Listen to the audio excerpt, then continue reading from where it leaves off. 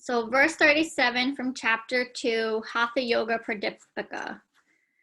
According to some teachers, pranayama, which is the breath work, alone removes impurities, and therefore they hold pranayama in esteem and not the other techniques. Here, Yoga Swatmarama points out that there are two differing opinions about the necessity of practicing the Shat Karma prior to pranayama, the Shat Karma being the cleansing techniques that we've been discussing. Some Hatha Yoga teachers say that you should first clean the nadis, which are the energetic rivers that run in the body, through Shat Karma, so pranayama will be effective. Others believe pranayama alone will remove blockages in the nadis and balance all elements of the body. Both opinions are correct, but which to follow? Shat Karma provides a quick method of rebalancing mucus, bile, and wind. If you cleanse the body through Shat Karma first, pranayama will maintain its state of cleanliness. If you have excess mucus, bile, or wind and practice pranayama only, the energy you generate through pranayama will all be spent in rectifying your state of imbalance. However, if your body is healthy, nadis clean, and the whole system is functioning in harmony, then pranayama can be practiced without any need for Shat Karma. If there is a slight imbalance, pranayama alone will be sufficient to rectify any problem. Excess mucus is the major obstacle which prevents pranayama practice. When the nose or respiratory tract is completely blocked, pranayama is impossible. So you will have to resort to neti, kunjal, or even lagu shaka prakshalana. For nasal congestion, neti and kunjal are sufficient. But for respiratory congestion, asthma, bronchitis, or eosinophilia, the three karmas will be necessary. Although the three karmas being action, so she's talking the three karmas being the three examples below, neti, kunjal, and lagu shaka prakshalana, which she described earlier in the book. Although the Shat Karma are very powerful and effective purifiers and harmonizers, pranayama will have to be practiced afterwards to maintain the balance they have created. Otherwise, impurities will reaccumulate and the body will fall back into its old patterns. Verse 38, Gaja Karani, elephant stomach cleansing. Vomiting the things in the stomach by moving the apana into the throat is called Gaja Karani by those who have attained knowledge of Hatha Yoga. Thus, being accustomed to this technique, control of the nadis and chakras is brought about. Gaja Karani is a technique of Vamandauti. The description given in the verse is a variation of the practice. Gaja Karani is an advanced form of Kunjal Kriya. In Gaja Karani, the water is regurgitated due to the contraction of the abdomen, whereas in Kunjal, the back of the tongue is rubbed with the fingers. Both are done on a completely empty stomach.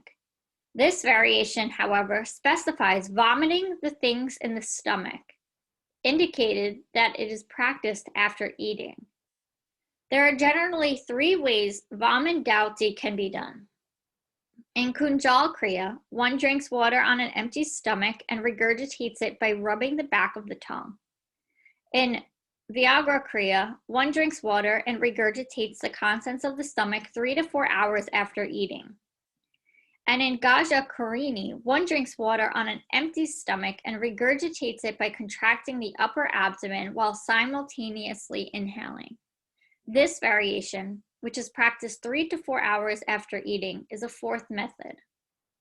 Yogi Swatmarama says to move the apana up to the throat so as to vomit, but he has failed to reveal the method. Often in the Shastras, we find that vital information has been omitted or left out. Such omissions were deliberate to prevent unauthorized people from practicing. The methods used to move apana up to the throat are to gently rub the back of the tongue with the first two fingers, or to inhale and simultaneously contract the upper abdomen. Both methods induce vomiting. In the process of vomiting, apana vayu automatically moves upward. Using the fingers is the easier method. Few people master the technique of contracting the abdomen.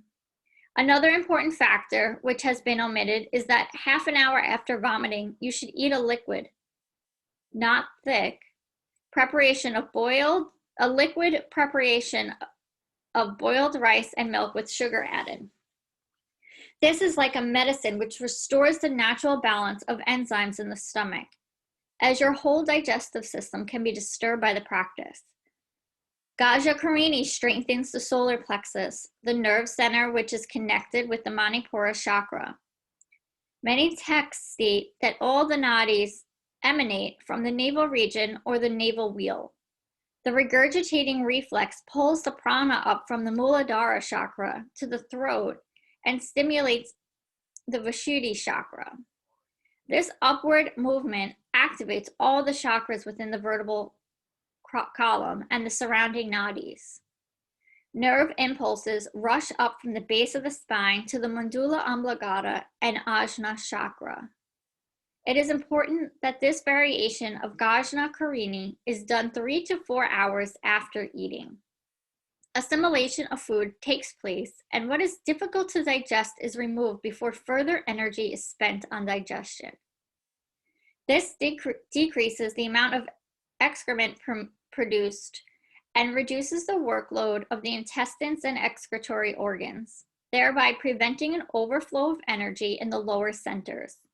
Of course, this practice should not be done after every meal, but only as directed by the guru. Otherwise, it might weaken the digestive system. So I just want to pause there. And Ceci, I know you're at school, so if you have to drop at any time, do not feel, just do what you need to do. We usually read till about 8 and then have a discussion, do breath work, and try to meditate by 8:10 for 20 minutes. Does anyone have any questions or thoughts before we continue? I do just want to stress what she said, that this should be done under the guidance of a guru or a teacher. This isn't something you should just go and try to do today without further guidance and an expert guiding you through this. Yeah, no. Won't be doing that. No, okay. I'm trying not to judge these practices as part of my own yoga practice, but this one's being a little challenging. But I think if you're doing it with intention and with proper guidance and it's something for you, then by all means do it. But just, I don't want anyone just running out and trying it today. No. And listening to it as you talk through it, I struggle oftentimes with the clinical aspect of certain things. So I'm listening and, in Western medicine, as I'm listening to some of the practices being shared, I'm like, well, this can cause, but then just as the example, the enzymes coming up from your stomach or the acid coming up from your stomach is very caustic to the GI tract, right? So it's going to be very harsh on your esophagus and even the enamel of your teeth and things of that nature. But that's why it's so important that this isn't something you do on your own, and you do it under the guidance of a practitioner, because they give you the example of what you need to do afterwards and why it's important to drink the diluted milk, right? And it is to coat what just happened to your intestines, right? To kind of soothe it. But I'm sure there's other reasons as far as why you don't eat before, because you want to maybe limit some of that acid. So yeah, just, as you talk, I struggle listening to, from a clinical perspective. Yeah. I start thinking certain things and I'm like, okay, let me just be very, let me put those thoughts out of my head and just listen to what is being said and try and process. Yeah, that's our practice, I guess. Bias, right. Kind of just being open and accepting instead of being like, I know that's for me all the time. I'm always like, stop judging, stop. Right. Yeah. So, and like they don't do it after. She said they don't do it after every meal, and I like the part where she says that in other versions of this text that she's translating. So she's just basically translating an older text. Mm-hmm. They do not go into detail on how to do these practices for that purpose of someone not trying it on their own, because they probably realize it can be very harmful. Mm-hmm. And if not done properly, you're going to do more harm than good. So yeah, of course. Yeah. All right. I just like reading them. Part of me is like, oh, I'm going to skip this one because I'm never going to do it, la, la, la. But I'm like, no, part of the practice for me is reading it, understanding it. Well, not even necessarily understanding it, but just like hearing it, learning it, and being accepting toward it, and just knowing it's there. It's not something I have to practice or be an expert on. Right. But it's good to introduce it because it might speak to somebody else and they might go down that path, whatever the path is. Mm-hmm. So verse 39, even Brahma and other gods in heaven devote themselves to practicing pranayama because it ends the fear of death. Thus, it being pranayama must be practiced. In order to emphasize the importance and value of pranayama, Swatmarama says the Brahma and other gods practice it. Brahma is one of the Holy Trinity, the creator. Vishnu and Mahesh and Shiva, who comprise the Trinity, are the three aspects of the macro and microcosmos. Swatmarama says that through the practice of pranayama, fear of death can be overcome, and for a spiritual aspirant, this is a very important achievement. In the Yoga Sutras of sage Patanjali, fear of death, or abhinivesha, is listed as one of the 5 basic causes of pain. It is known as a klesha, and kleshas have to be dissolved before enlightenment takes place. Abhinivesha is the desire for life, sustained by its own force which dominates even the learned. According to sage Patanjali, the modification of the kleshas are reducible through meditation. However, Swatmarama claims that fear of death can be eradicated through pranayama. Pranayama has a definite strengthening effects on the brain centers responsible for emotion and fear. Verse 40, as long as the breath is restrained in the body, the mind is devoid of thought and the gaze is centered between the eyebrows. Why should there be fear of death?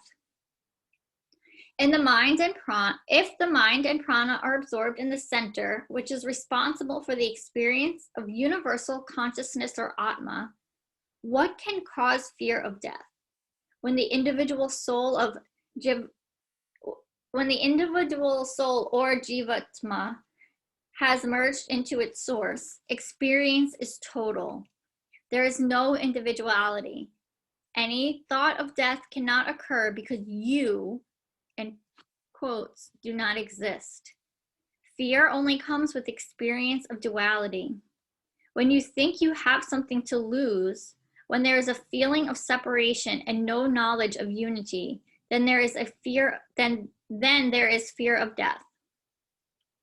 Bodily processes are drastically altered when the mind and prana are totally absorbed during the experience of oneness. The breath is retained spontaneously. The eyeballs roll back as if gazing at the center eyebrow. Blood pressure, heart rate, pulse, metabolism, and visceral functions are all altered. The body goes into a state of suspended animation, and time and space do not exist in the mind. The body appears as if dead, but if not because it has the capacity to, the body appears as if dead, but it is not because it has the capacity to regenerate prana. It is only suspended for a short while. By practicing breath retention and Shabhabi Mudra, focusing the mind on a single point, you are inducing the state of a complete absorption. If a superconscious state occurs and you return to mundane awareness, the thought of death has less significance. Whether the body is dead or alive is irrelevant to one who has realized the Atma. Verse 41. By systematically restraining the prana, breath, the nadis and chakras are purified. Thus, the prana bursts open the doorway to Sushumna and easily enters it. Sushumna is being that central the central nadi channel running up and down the spine. Constant, continual, and correct practice of pranayama activates Sushumna. Normally, the energy in the nadis fluctuates from Ida to Pingala. So Ida and Pingala are the nadis that flow on either side of the Sushumna. Ida is on the left side and Pingala is on the right side. And usually they just like crisscross and share energy from the base of the spine to, I don't remember if it's the third eye, the crown of the head right now. But the idea here is to activate the Sushumna, that central channel. But when the energy is equally balanced in both, they cease to function and the energy rises through Sushumna. If pranayama is practiced incorrectly, it could create an imbalance, but nothing disastrous will happen. If done specifically as instructed by the guru, it will definitely arouse Kundalini in this lifetime. When pranayama is done correctly, it is like sowing potential seeds in fertile soil. When practiced incorrectly, it is like planting small stones in the soil, believing them to be seeds and expecting plants to grow. No matter how much you water the stones, they will never develop into plants. Similarly, when practiced correctly, pranayama will yield fruits within the course of time, but improper practice will bear nothing. I'll pause there if anyone has anything to share or to question.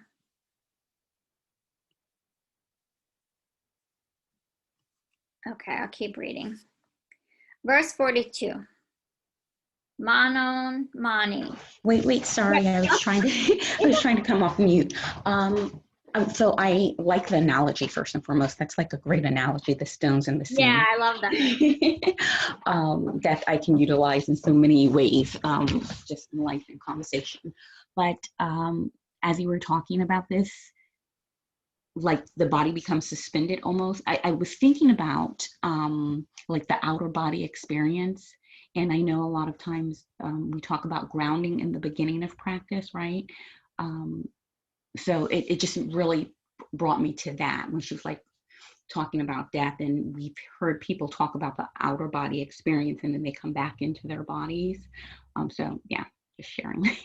Yeah, I feel like when because we had read through the sutras at the beginning of, do you study the yoga philosophy? I can't remember. Yes, I am just finishing up with my 200 hour training. Oh, congratulations. Thank you. So I've been studying a lot and even more now and just going back and forth with different things. So yeah, that's where I'm at with it right now. So we had, hi Sue. Hey Pam, hi everybody. We had a lengthy discussions when we were reading the sutras about this death, and then the book Ceci, who is coming up as Pressler. Here, let me rename her. That's her last name. The book she's reading, this advanced course in yoga philosophy book. There's a book before that called 14 Lessons that I read, and it's about like the different planes. And I remember when we were talking about it in the sutras with death, and how we shouldn't fear death. I feel like we had pretty lengthy discussions over this.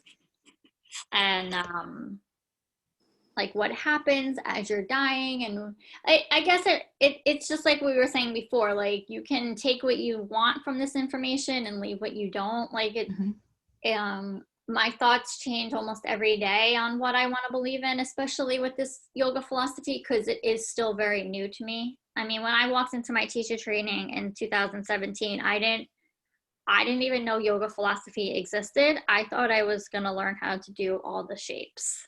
So I was like and I don't have any religion teaching. I didn't study any religion, even as a young child. So like, learning this, it's not that it's hard to learn. It's just like, and I've always been a very spiritual person. I don't not believe in something. I call it the universe unicorn. Oh, I love that. I started doing that this year, and I know it sounds silly and it sounds like I'm mocking something, but I'm really not. And it actually, putting a name like that, to attaching a name to that, to what people sometimes call universal energy or God or whatever word people are using, that for me has allowed me to dive deeper into my spiritual practice. Yeah, so, but this idea of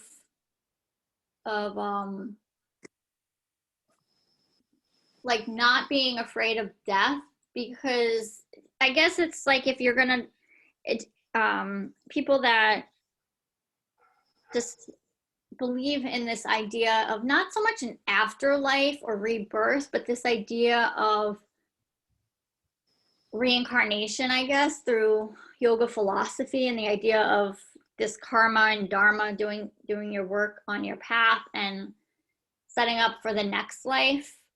I don't know yet. I don't not believe in that, but I don't know how fully I am believing in this either. I think right now I feel that I'm going to believe in it for the sake of, what if it is true? I'd rather be setting up for it than not be prepared in case it's true. But I love this idea of when myself or someone else is dying, of just being very calm and peaceful. Right. So that when they pass, this is the energy they're bringing with them to wherever they're going, which it may be nowhere. But why risk the alternative is, I guess, what I think. But that idea I've been taking that same idea into my daily life. Like Eric's sister just got a puppy, a Doberman. It has so much energy. It is so strong. It's this massive thing, and it just wants to play. And like, sometimes it gets all riled up and everyone else gets all riled up, but the calmer I stay, the more control I have on controlling that dog's energy versus it just getting more riled up with everybody. And I guess what I'm saying is I see it work in real life. So it must work as someone is passing. But that's why it's like, I tie that into the fear of death, because if someone is afraid of dying, I'm not going to speak on other people. I'm only going to speak on myself. But like, I never thought I had a fear of dying, but I love that idea of, no matter when I go, I'm glad I learned that I should just be peaceful, because I want to be, not because I should be, but because I want to be. So. There is in Pima Chodron, there's a little story that she tells that her, how do you say it, Reno Pinche or something like that, but basically her guru told her, and that is, there was a woman being chased by tigers, and she ran and then she came, and she had no place else to go but over a cliff. But she sees a bush growing out of the side of the cliff, so she grabs onto the bush and is hanging over this drop that's too far to go. You know, she would die if she dropped. She looks up, there's tigers up above. She looks down, and lo and behold, there's more tigers down below. And she looks right in front of her, and there is somehow growing out of a crack or a crevice in this cliff, there is a little strawberry plant with some fresh strawberries. And so this woman takes a deep breath and smiles at the strawberries and picks a strawberry and eats it. And that's the story. And to me, that's what dying with calmness is. I mean, there are tigers behind you. There's tigers, the unknown, in front of you. But you still have that last breath. You still have, if you are very lucky, Yeah. that last hand to hold. Yeah. So you still have that last image. Yeah. And no matter what, you know, and it's better to eat the strawberry and smile than it is to scream and panic. And if you can, you I know. love that you just said that too about the last breath, because the whole idea of what we're talking about, we were reading, is how pranayama can help with this fear, help ease this fear of death.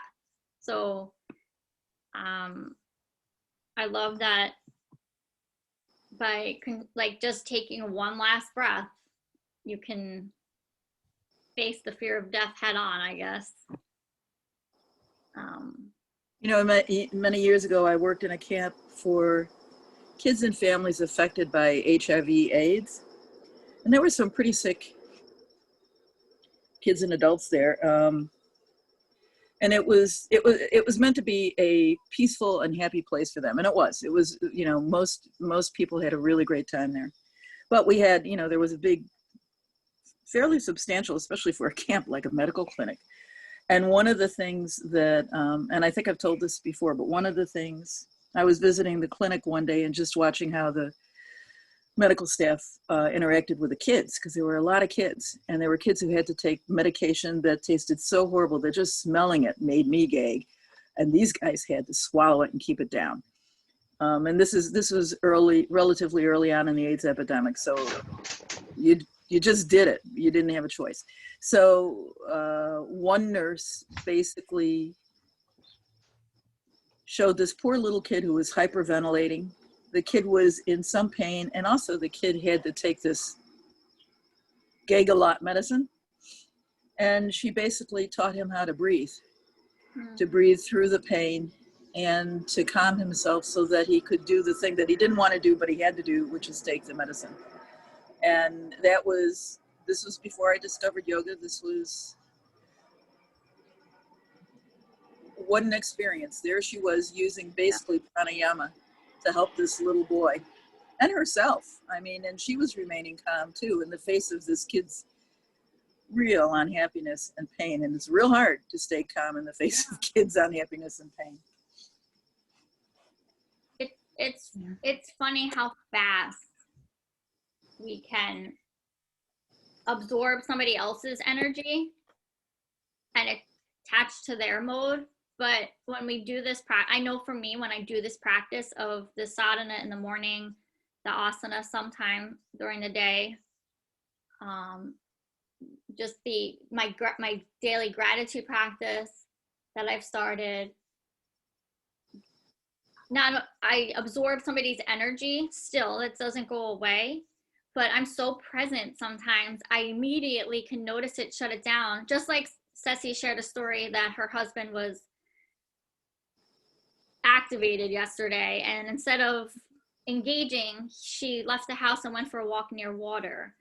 That practice is like, we don't compliment ourselves enough for shifting our energy like that, because why get engaged with somebody that you're in a fine mood, they're in a bad mood, and all of a sudden, next thing you know, 5 hours you've been cranky. It's like we can give each other space and let each other work it out. And that's so the worker with the child, the idea of her pausing and shifting the energy is so powerful for herself and the child. And it's just a matter of like just saying, let's all pause and take a deep breath together. And like, to me, I know that's not like formal pranayama, but like the way I look at pranayama is just like intentional breathing, mindful breathing. So like I could sit here and breathe all day. I don't think I breathe like this anymore because I've been practicing for so long, but a lot of us breathe from chest up, which causes anxiety, and we breathe through our mouth. But when you sit and take long, deep breaths all day long through your nose, you just become calmer. Like just becomes your your nature. You were talking about the picking up the energy of the people around you.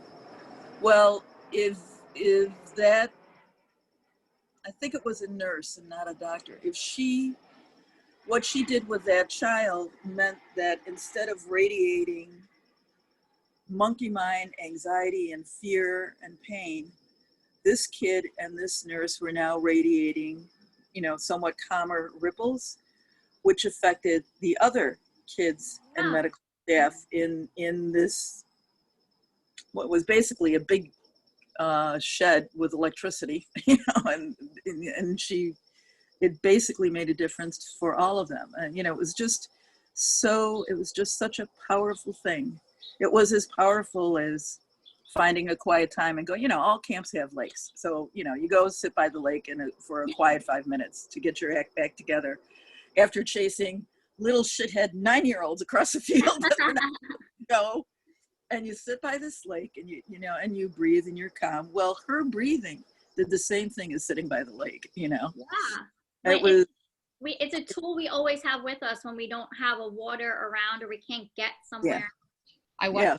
I want to share something with you. As yogis, as supportive people, as giving people, it is true.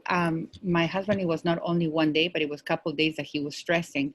And as a yogi that I wanted to be or learning to be, I took in his energy, but I was able to, with all the learning that I have been doing, I was able to transition that and listen to him and provide the things that I learned through my practice and through my experience with different things.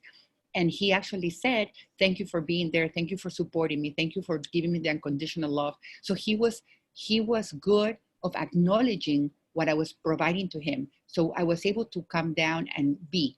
But yesterday it was like my bucket was a little too full of because it's so much I can do for him. So he had to work on himself. So I did my share before yesterday. And yesterday I said, you know what? I need a little break because I became aware that I had a limitation. And that's when I said, I am going to go for a walk. And my ability to do that. And this morning he's like, oh, I'm sorry you're leaving. I love your company. So even though I took care of me, he was so grateful of the day before that I was so supportive that it was okay for me to take a break and take care of me. And as long as you take care of you, you're able to take care of others. And that's the beauty of it. The breathing, the going to whatever you need to go, to the backyard or to the water or whatever it is, just centering yourself and breathing and recognizing what are your limitations. So God bless you both, all three of you. And it's just beautiful. What a beautiful way to start a job day. Yeah, and I'll say something that you both spoke on that I think is a huge part of just the human experience. It's this idea of acknowledging somebody else's feelings. The nurse acknowledged how, instead of just like how adults, just take your medicine already, get out of my hair. Like, I could imagine that could have been her response. Oh, yeah.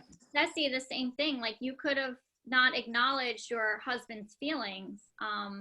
Just a matter of just sitting and listening to other people and then just breathing with them. Your energy will radiate. Our energy when we're calm and present is more powerful than their negative energy.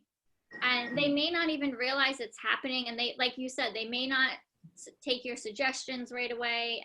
And that's all fair stuff because we don't always take other people's advice and suggestions. But I think the power of acknowledging other people's emotions and feelings is just like very powerful too. It's huge.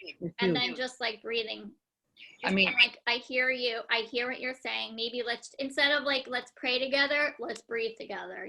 Like, let's just take a few breaths together. Beautiful. It could be a huge reset for somebody. And I totally hear you, Ceci, on self-care because we can give, but if we're not giving to ourselves, it's like you literally will get sick from it. Yeah, it's like empty bucket. And I did that before I came into all this learning.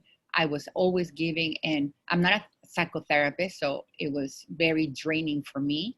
And I became aware of it, and the ability to go through the process of self-awareness and learning and all that wonderful stuff that I've encountered too is beautiful. I love the nurse stories, Sue, because I've heard you share that before. And not only did that nurse influence the little boy's life, but probably other little children around, but It's also huge. yours. Like that still stays with you. How beautiful is that? Like, Yes. I think that I just love that. And you never really know who you're influencing around you. So That's I right. think it's important to be mindful of it's okay.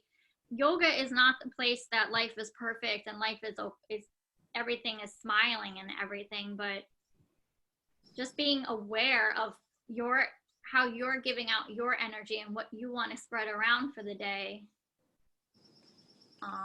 is important, I think. Beautiful. You know, you're right. That story is 30 years old. And it is to this day, obviously, it had a major impact on me. And to this day, some of us who worked in that camp still stay in touch. And I think there was something very special about it because we learned any number of lessons like that through being in that and very enhanced, very emotional setting. Yeah. But you could ride the emotional waves, which were like tsunamis at times, by focusing on some different things than you might have focused on before you started working there. So breathing was one of them, and that nurse's ability to take a breath and remain calm herself while she's dealing with this poor little panicky kid has stayed with me. Anyway. Beautiful, beautiful. All right. And you know what, Susan, is very interesting because I think everybody that works with children with issues, even people, to be able to come down and center yourself and provide the best you can be, even for your personal life, your husband, your children, the children that you work with, or whomever. It is very important to self-center, to be able to provide the beautiful thing that you know, like they always say, right? You get more with honey than with vinegar. So it is very special that you share that with us. Yes. Oh, this is so beautiful, guys. God bless you. I have to go back to work. We're gonna start our pranayama. Yeah, beautiful. And thank you again. Okay. Have a good day, Ceci. Bye, Mommy. Bye, Ceci. Bye, Mom. Take care, Ceci. Bye, Nikki. Bye. Bye. Ceci cracked me up. Mm-hmm. I'm going to lead us through some alternate nostril breathing, and then we'll set the timer for 20 minutes.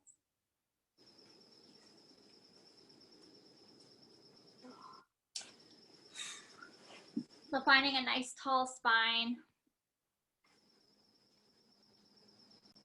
Just beginning to breathe through the nostrils. And then bringing right hand over your nose, closing right nostril with your thumb. Inhale through your left.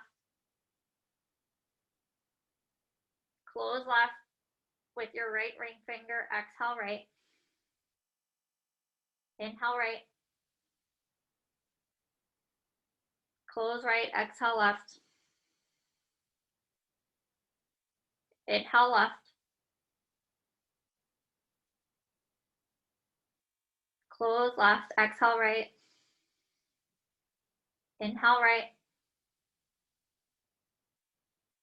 Close right. Exhale left. Inhale left. Close left. Exhale right. Inhale right. Close right. Exhale left. 5 more rounds on your own breath, adding the retention if it's in your practice.